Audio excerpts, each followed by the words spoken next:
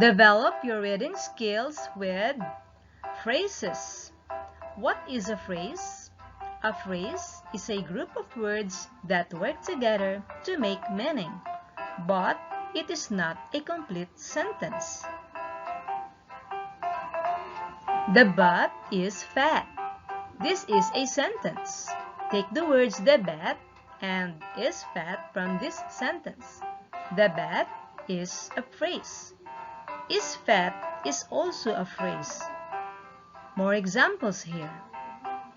The bird, the fish. These are phrases.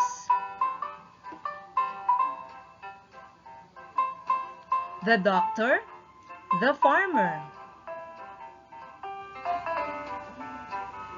A butterfly, a fairy. A storm, a sailboat. My father, my mother. A cute koala, a noisy wolf. A fast car, a slow turtle. The tall buildings, the icy mountains. The crying baby, the frying pan. A growing plant, a praying child. Cooking mom, working dad.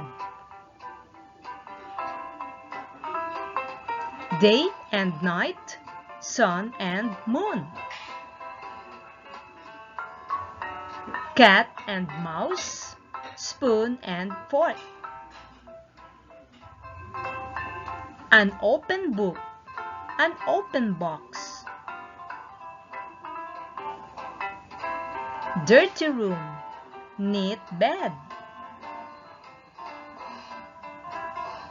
Singing bird, happy children.